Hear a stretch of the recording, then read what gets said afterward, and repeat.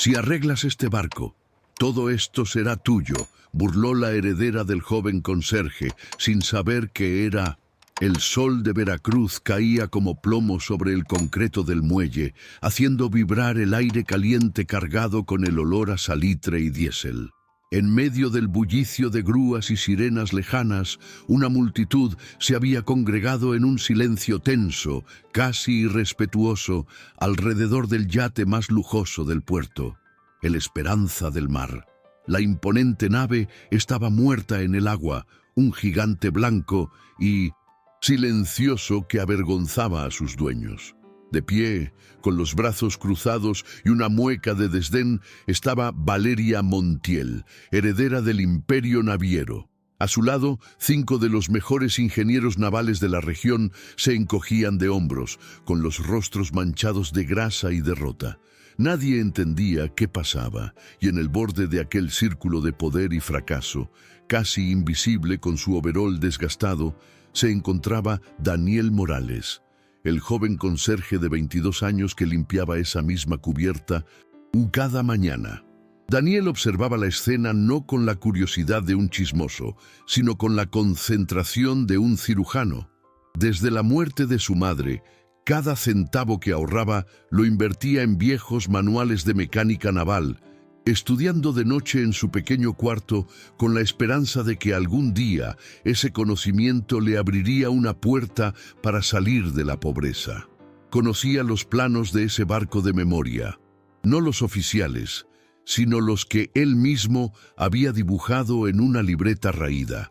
Tras escuchar los susurros de los ingenieros sobre fallos eléctricos inexplicables y sistemas de navegación colapsados, un impulso, una certeza nacida de horas de estudio solitario, lo empujó a dar un paso al frente.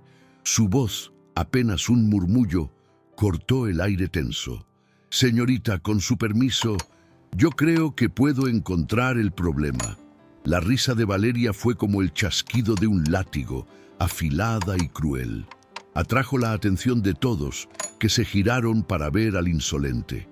La humillación se sintió como una ola de calor que le subió por el cuello a Daniel, pero no bajó la mirada.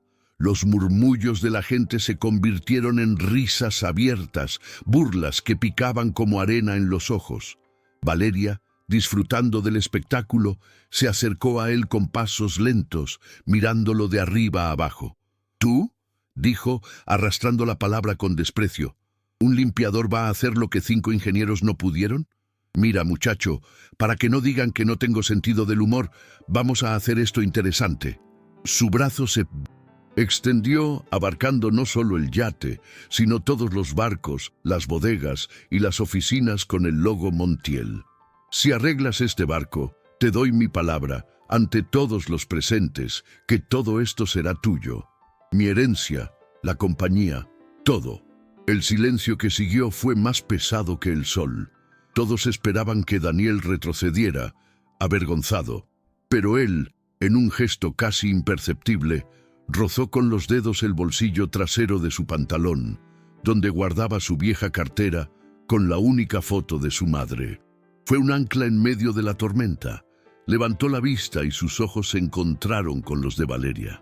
«Acepto el trato, señorita Montiel, historias como la de Daniel, de gente sencilla y trabajadora que se atreve a soñar y a desafiar un destino que parece escrito en piedra, son las que nos recuerdan de qué estamos hechos. Este canal apenas está naciendo y cada historia que contamos es un paso en un camino que queremos recorrer contigo. La fuerza de este proyecto no está en grandes producciones, sino en el corazón de las personas que se unen a nuestra comunidad. Cada persona que decide suscribirse es el combustible que nos permite seguir buscando y compartiendo estos relatos de coraje y dignidad. Si esta historia ya empezó a tocar una fibra en tu corazón, por favor, danos tu apoyo con una suscripción. Es un gesto pequeño para ti, pero para nosotros es el impulso que lo cambia todo. Acompáñanos a descubrir cómo termina este increíble desafío. La victoria de Daniel no resonó como un trueno, sino como el zumbido constante y perfecto de un motor que vuelve a la vida. El silencio inicial de la multitud fue más pesado que cualquier abucheo, una incredulidad colectiva que colgaba en el aire denso y salado del puerto de Veracruz. Luego estalló el aplauso, un torrente de vítores que venía de los otros trabajadores, de los pescadores, de la gente que había visto a ese muchacho crecer entre los muelles, con las manos siempre manchadas de grasa y los ojos fijos en un horizonte que parecía inalcanzable. Pero para Daniel el sonido era distante, ahogado por una extraña sensación de vacío. Había ganado, había humillado a la mujer que lo había ridiculizado. Y sin embargo, no sentía el triunfo que había imaginado durante tantos años de estudio solitario. Frente a él, Valeria Montiel ya no era la heredera arrogante. Era una figura frágil, con los hombros caídos y la mirada perdida en la cubierta de teca pulida. Sus manos, que antes gesticulaban con desdén, ahora temblaban ligeramente a sus costados. Una lágrima solitaria trazó un surco en su mejilla, no de rabia, sino de una desolación profunda y absoluta. Había apostado el mundo que conocía por un capricho, por la certeza de que un simple conserje no podría superar a 5 ingenieros, y lo había perdido todo en una hora. Daniel la observó, y por primera vez no vio a una enemiga, sino a alguien que, al igual que él, estaba completamente sola en medio de una multitud. La venganza, se dio cuenta, tenía un sabor amargo, un regusto a ceniza que no satisfacía en absoluto. La celebración fue interrumpida por la llegada de un hombre imponente, de traje de lino impecable y rostro endurecido por décadas de negociaciones y poder. Era don Ramiro Montiel, el patriarca, el dueño de todo lo que alcanzaba la vista. No miró a su hija desmoronada. Sus ojos, fríos como el acero, se clavaron en Daniel. Se acercó con pasos lentos y medidos, su presencia silenciando los vítores a su paso. El aire se volvió tenso, cargado de una nueva amenaza. No venía a felicitar al ganador, sino a aniquilarlo. Parado frente a Daniel, su voz fue un susurro cortante, apenas audible por encima del murmullo del mar. Esto es un circo, muchacho, una broma de mal gusto. ¿Crees que te vas a salir con la tuya? Esto no es un juego de niños en el patio. Daniel sintió un escalofrío, pero se mantuvo firme. Su mano, instintivamente, fue al bolsillo de su overol, donde guardaba la vieja fotografía doblada de su madre. El contacto con el papel gastado le dio la fuerza que necesitaba. Miró a don Ramiro a los ojos, su voz tranquila pero inquebrantable.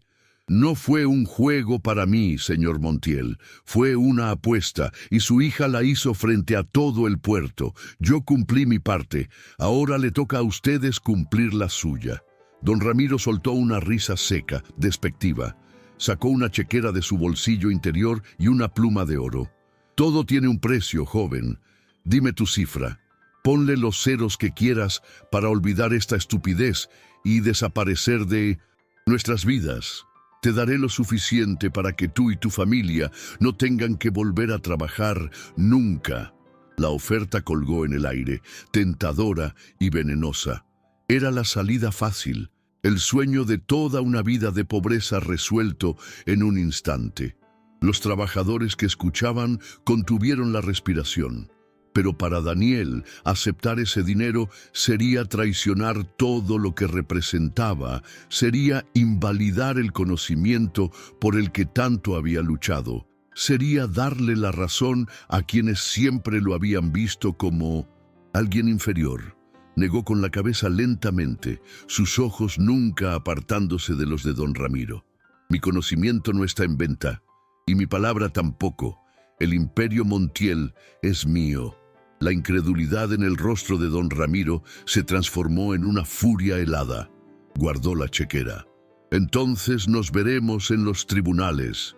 Te hundiré con un ejército de abogados. Te acusaré de fraude, de extorsión. Haré que desees no haber nacido. Los días siguientes fueron un infierno silencioso. La noticia corrió como la pólvora por todo Veracruz. Daniel era una leyenda para algunos, un oportunista para otros. Don Ramiro cumplió su amenaza y los abogados de la Corporación Montiel comenzaron a moverse, inundando el puerto de rumores y sembrando la duda. Fue entonces cuando apareció Roberto, un pretendiente de Valeria, un joven de familia adinerada que siempre había visto a Daniel con recelo. En la fonda del muelle, rodeado de capitanes y estibadores, lanzó la acusación que lo cambiaría todo. Es demasiado conveniente, ¿no creen? El barco falla misteriosamente, ningún experto puede arreglarlo y de repente aparece el conserje y lo soluciona en 1 hora. ¿Nadie ha pensado que quizás él mismo lo saboteó para montar todo este espectáculo? La acusación era veneno puro y encontró terreno fértil en la envidia y la desconfianza. La reputación de Daniel, apenas construida, comenzó a tambalearse. Los mismos que lo habían aclamado ahora lo miraban con sospecha. Se sentía atrapado. Su victoria, convertida en una mancha, estaba a punto de hundirse bajo el peso de la calumnia cuando ocurrió algo inesperado. Valeria, que había estado recluida en la mansión familiar, apareció en el puerto. Estaba cambiada, sin maquillaje, con ropa sencilla. Su arrogancia había sido reemplazada por una determinación sombría. Se plantó frente a Roberto y su círculo, y su voz, aunque más suave, tenía un filo de acero. «Mientes. Yo estaba allí, vi su trabajo, vi la honestidad en sus manos. Lo que él hizo fue un milagro de conocimiento, no un truco de delincuente». El silencio que siguió fue absoluto. Que la propia Valeria Montiel, la que había perdido todo, defendiera al hombre que se lo había quitado, era algo que nadie podía procesar. Su padre, al enterarse, montó en cólera y la amenazó con desheredarla por completo si seguía defendiendo a ese muerto de hambre. Pero algo en Valeria se había roto y reconstruido de una forma nueva. Por primera vez en su vida, estaba defendiendo la verdad en lugar de su propio orgullo. La defensa pública de Valeria le dio a Daniel una idea. Para limpiar su nombre de una vez por todas, tenía que hacer algo drástico. Buscó a Valeria esa misma tarde, encontrándola sentada sola en un banco del malecón, mirando las olas. «Tengo una propuesta», le dijo Daniel, su voz seria. «Para demostrar que no hubo trampa, voy a hacer algo. Voy a desmontar las partes clave del motor que reparé delante de todos, y luego las volveré a armar. Pero esta vez tú me ayudarás. Quiero que veas con tus propios ojos cada cable, cada válvula. Quiero que tus manos sientan el trabajo que se necesita para que algo tan grande y poderoso vuelva a funcionar». Valeria lo miró, sus ojos hinchados por el llanto, pero llenos de una nueva luz. Asintió sin dudar. «Lo haré». Y así, al día siguiente, el puerto fue testigo de una escena aún más extraña que la primera. El joven conserje y la heredera caída, trabajando codo con codo en las entrañas de la esperanza del mar. El espacio en la sala de máquinas era reducido, caluroso y olía a diésel y a metal. Durante horas trabajaron en un silencio tenso, roto solo por las indicaciones de Daniel y el sonido de las herramientas. Pero poco a poco el silencio dio paso a las palabras. Él le habló de su madre, de cómo ella cosía ropa ajena hasta altas horas de la noche para poder comprarle libros de segunda mano sobre mecánica. Le confesó el dolor de verla enfermar y no tener el dinero para un tratamiento adecuado, una herida que nunca había cerrado y que era el motor de su ambición. Su voz se quebró al recordar cómo ella, en su lecho de muerte, le había hecho prometer que usaría su inteligencia para construir, no para destruir. Valeria, con las manos manchadas de grasa por primera vez en su vida, lo escuchó con una atención que nunca antes había prestado a nadie. Y luego, ella habló. Le contó de una infancia solitaria en una mansión inmensa, con un padre que medía el amor en regalos caros y logros académicos, pero que nunca tenía en tiempo para una conversación. Le confesó el pánico constante de no estar a la altura de sus expectativas, la presión de ser la heredera perfecta, una presión que la había convertido en una persona dura y superficial. En esa sala de máquinas, rodeados de pistones y cables, dos mundos opuestos colisionaron y encontraron un inesperado punto en común: el peso de las expectativas y la soledad. El trabajo fue arduo. Valeria aprendió a identificar una junta, a apretar una tuerca con la presión correcta, a sentir el flujo del sistema a través de las vibraciones del casco.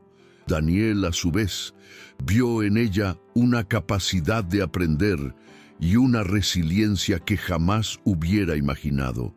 Descubrió que debajo de las capas de arrogancia había una mujer inteligente y perdida, que solo necesitaba una oportunidad para encontrar un propósito real.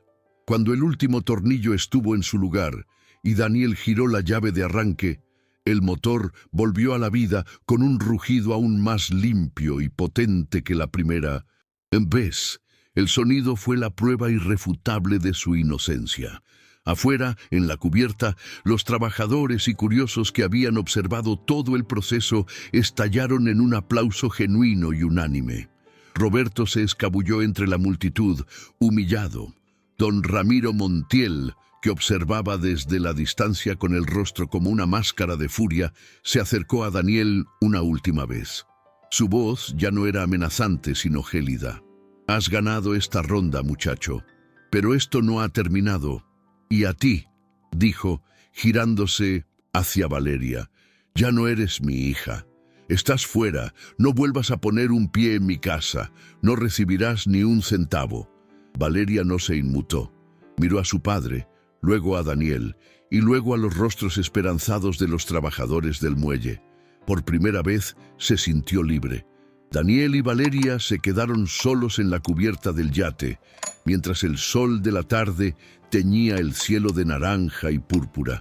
Lo habían ganado todo y lo habían perdido todo en el mismo día. Él tenía el control legal de un imperio que no sabía cómo manejar, y ella no tenía nada más que la ropa que llevaba puesta. Miraron a su alrededor, al puerto que había sido el escenario de su humillación y su redención. Vieron a los hombres y mujeres que habían trabajado para los Montiel durante generaciones, con los cuerpos cansados y los sueños aplazados, y en ese silencio, entre el ruido de las olas y el murmullo de los trabajadores, entendieron que la verdadera batalla no había sido por un barco, sino por algo mucho más grande que apenas comenzaba a nacer. El aire en la bodega principal del muelle era denso, pesado con el olor a salitre, a diésel y a décadas de sudor impregnado en las paredes de lámina. Frente a Daniel y Valeria se extendía un mar de rostros curtidos por el sol, de miradas que habían visto demasiadas promesas rotas como para creer en una más. Estaban los estibadores con sus brazos fuertes cruzados sobre el pecho, los mecánicos con las manos permanentemente manchadas de grasa, y las mujeres de la empacadora, cuyos ojos reflejaban un cansancio profundo y una pizca de desafiante curiosidad. Daniel, de pie sobre una pila de tarimas de madera que servían de improvisado escenario, sentía el peso de cada una de esas miradas. No era un orador, ni un político, era uno de ellos, y eso era lo único que tenía a su favor. A su lado, Valeria Montiel era una figura extraña en ese entorno. Aún vestía con la elegancia sobria que había adoptado, pero ya no había rastro de la altivez de antes. Sus manos, antes inmaculadas, mostraban pequeñas cicatrices y callos incipientes del trabajo en el yate. Su presencia allí, junto al joven conserje, era el primer milagro. Daniel respiró hondo, el aire salado llenando sus pulmones, y comenzó a hablar. Su voz no resonó con la fuerza de un líder, sino con la calma de quien comparte una verdad íntima. No habló de ganancias ni de poder, habló de su madre, de cómo la vio marchitarse por no tener los medios y de cómo ese dolor se reflejaba en los rostros de 1970. En todos ellos, en las familias que luchaban cada día por un salario que apenas alcanzaba. La naviera Montiel, como la conocimos, ha terminado, dijo Daniel, y un murmullo de incertidumbre recorrió a la multitud. Pero su corazón, que son ustedes, sus barcos, sus talleres, eso sigue vivo y nos pertenece a todos. Mi propuesta no es ser su nuevo patrón. Mi propuesta es que no haya más patrones. Propongo que formemos la cooperativa La Esperanza del Puerto, donde cada uno de ustedes sea dueño de su trabajo, de su esfuerzo y de su futuro, donde las ganancias no enriquezcan a un solo hombre, sino que levanten a toda una comunidad. El silencio que siguió fue más atronador que cualquier aplauso. Era un silencio cargado de escepticismo, de miedo, del instinto de protegerse ante lo que sonaba demasiado bueno para ser verdad. Entonces, Valeria dio un paso al frente. Sus ojos buscaron los de las mujeres en la primera fila.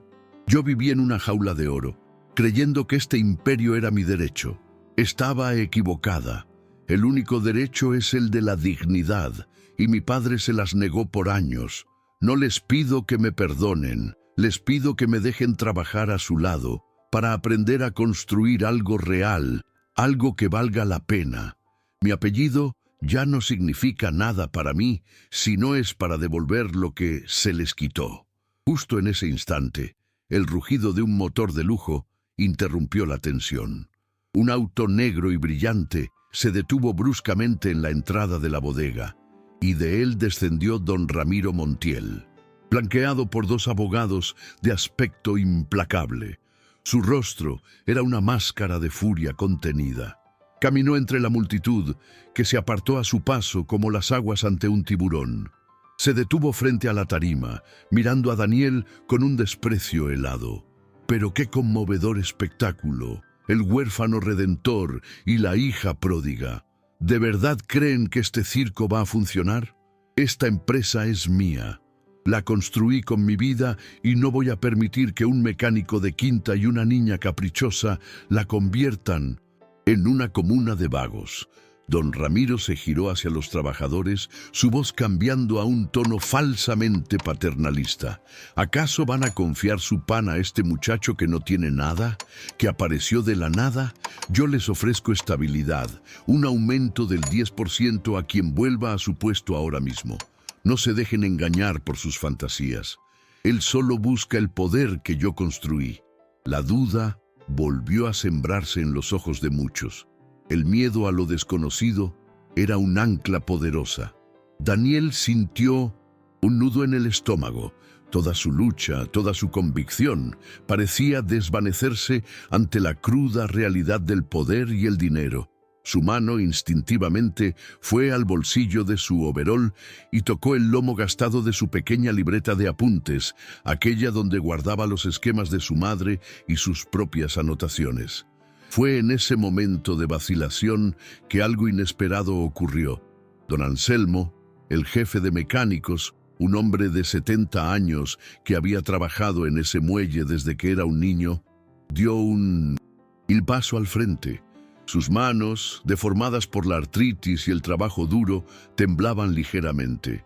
Miró a don Ramiro, no con miedo, sino con una profunda tristeza. Con todo respeto, patrón, usted no construyó esto solo.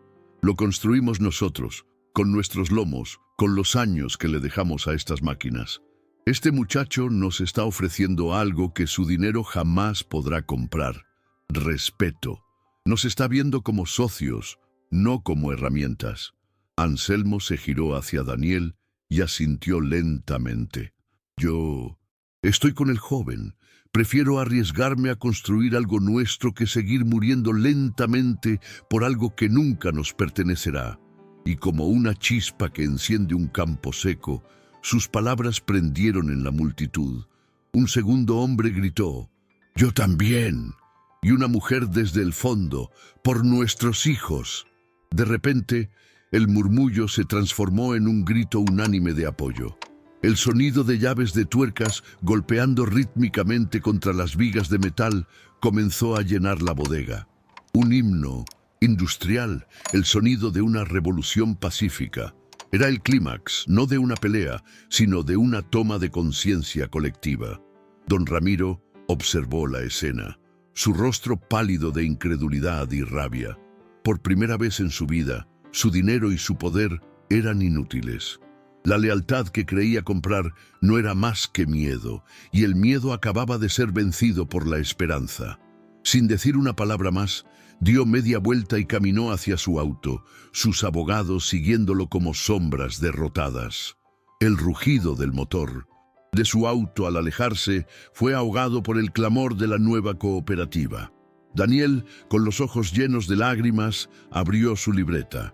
En la primera página, con la caligrafía temblorosa de su madre, había una sola frase: el motor más importante es el corazón. Hijo, nunca dejes que se oxide.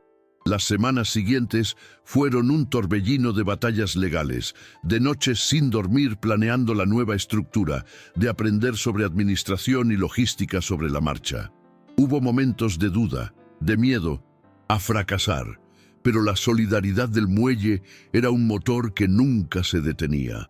La noticia de la cooperativa de Veracruz se extendió como un reguero de pólvora, convirtiéndose en un símbolo de cambio para otros puertos, para otras fábricas, para otras comunidades cansadas de la explotación.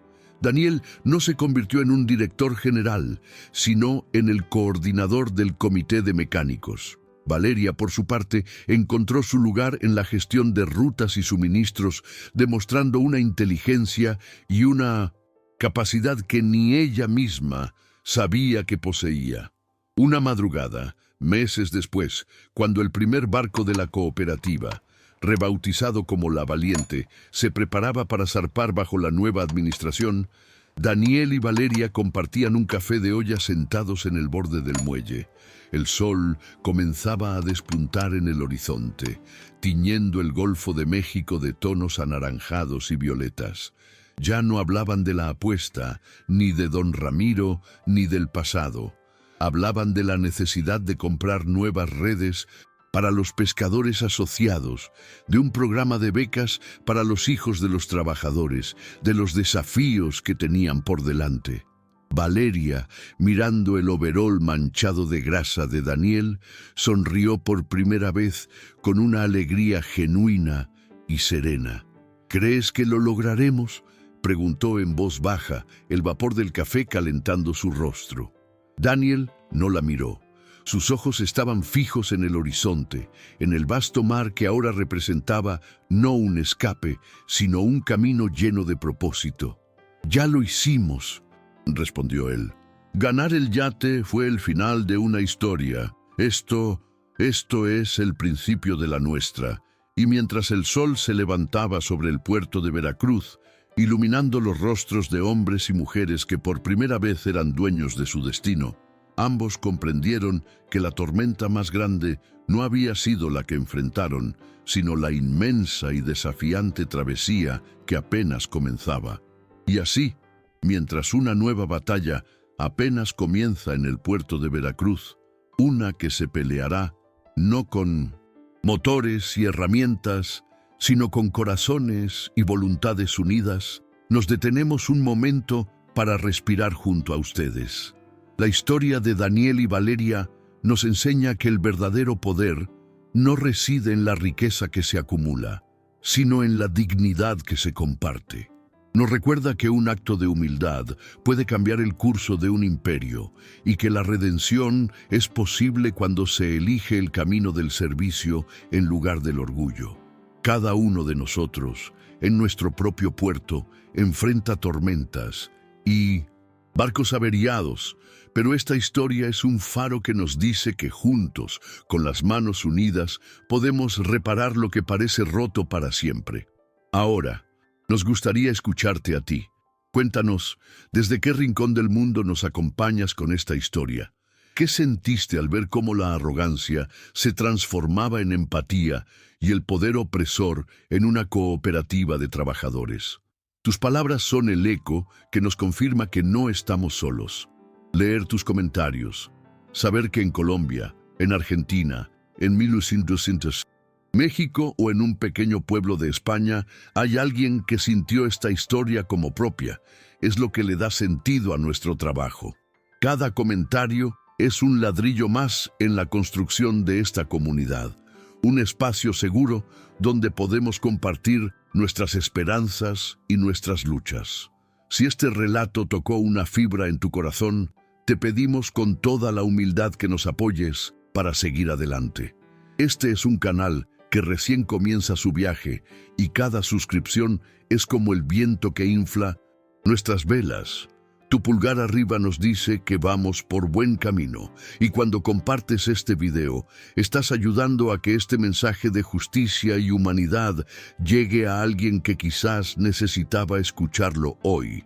No te pedimos nada que no puedas dar, solo que te sumes a esta familia si así lo sientes, para que juntos podamos seguir contando las historias de aquellos que, con sus manos y su fe, cambian el mundo.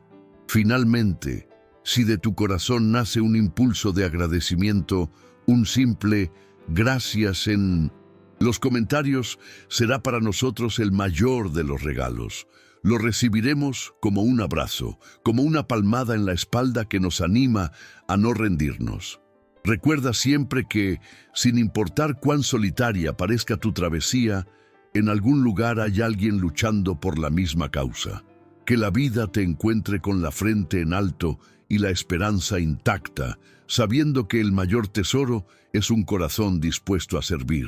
Nos encontramos en la próxima historia, con la misma fe y el mismo compromiso.